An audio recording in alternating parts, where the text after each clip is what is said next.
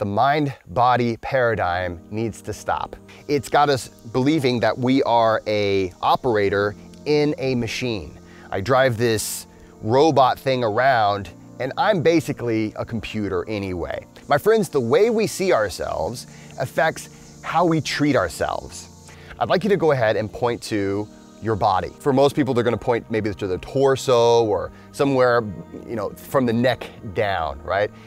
And let's go ahead and point to where you keep your mind. Where is your mind, right? And most people are gonna point to up here. That's where our brain is. It's up in here in our head. Now, isn't your head part of your body? And is there a place in you that is not connected directly to that?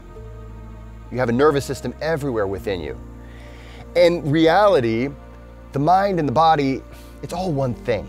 We experience it in two different ways. We have a conscious experience of this, and we also have an unconscious experience. And in fact, 95% of all thought is believed to be done by our unconscious. Now, our unconscious self, it is always trying to help us to survive and thrive.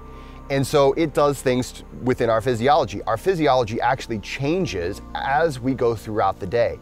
And this is where oftentimes we have a disconnection. Our unconscious self, always trying to help us, will put us into a state or provide us with a certain hormonal profile or change our rhythm of breathing or heartbeat in a way that it believes is helping us. And meanwhile, our conscious self, here consciously, I'm like, man, I'm having all sorts of anxiety, I'm having heartburn. At all times, there is a language. You are receiving signals from your unconscious self that you probably don't even know you're receiving. And you may be sending signals to your unconscious self that you don't know that you're sending. We start to think, well, there's something wrong with me. My friends, there's nothing wrong with you, you just have a disconnection.